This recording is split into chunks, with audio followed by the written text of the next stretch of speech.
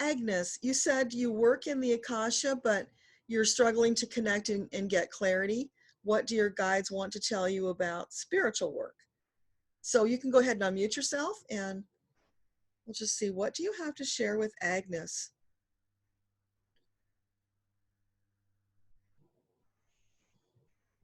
I'm seeing you wearing this headband. It's thin and it's like crocheted, and it's got a beautiful little, looks like a diamond, but I think it's probably a rhinestone, because it's got a tint to it that looks like it's a beautiful rhinestone. And so you've put on the accoutrement of being a reader, right?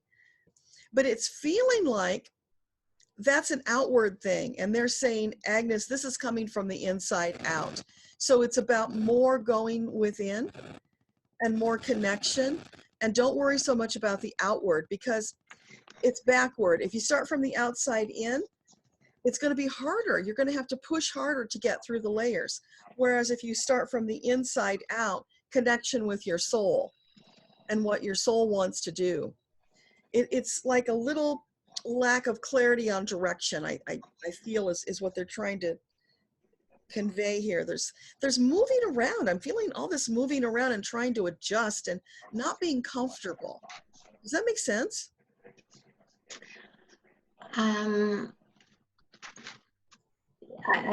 The outward part doesn't, because I very seldom, while I have a spiritual business, I also have a full-time corporate job, which is very, very busy.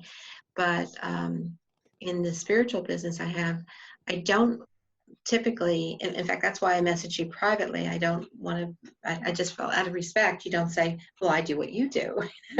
You just don't do that.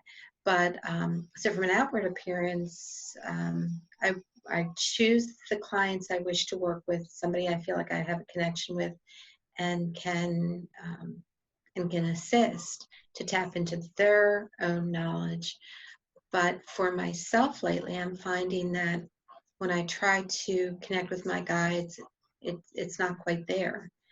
And it's almost like, and I remind myself, well, if you're not tapping in all the time, and if you're not making this your life, not just a side business, not just something you do on an occasional basis, we have to live this. And so now I'm questioning whether I'm really living my spirituality to the degree, because I feel like the connection is not as strong and I'm not getting clear messages from my guides. Yeah, so there you are. That's what the discomfort is. It's like you're squiggling around in your seat. You can't find that comfortable space because you're in self-judgment. None of what you said is true. None of that. You don't have to be this, quote, spiritual being and be a certain way. You just be you and relax into it and don't judge it. I don't meditate as often as I should. And I think, oh my gosh, I should be meditating all the time and sharing all this beauty with the world. But excuse me, there's no shooting on ourselves. Let that go. In each day you make choices, and then you have consequences, and you just keep moving forward. So here you are, you're splitting your life between these two worlds, and that's fine. That's working for you. You do that. But don't judge yourself that you're not doing it perfectly, or you're not doing it the way somebody else thinks it should be done. No, you're creating your own way of being and doing. And what I'm feeling is this shifting energy within you. You are shifting to a higher frequency.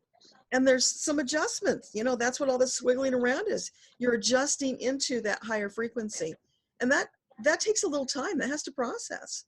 You can't rush that. Mm-hmm. So for you, again, breathe, relax, allow. That's the mantra today. Actually, it's usually the mantra, but today especially. So more breathe, relax, allow, stop judging, and just flow into it. Allow it to evolve, because it's going to. It needs to. It won't stay static. You wouldn't want it to. Oh, gosh, no. It's going to evolve, and it might be different 2 weeks from now than it is today. But just flow with it and know that as long as your intention is there to serve the highest and the best good, that's what you'll be doing without judgment. All right, I appreciate that. Thank you so very much. Does that help? It certainly gives me a starting point. It's like if we're used to doing something a certain way and getting a certain result, when that seems to falter a little bit, I think that for me anyway, I, I can sit there and go, well, what are you doing differently? What are you doing wrong?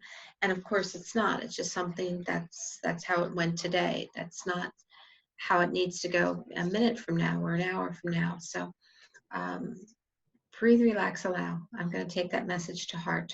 Yeah. And And know, all the other chakras.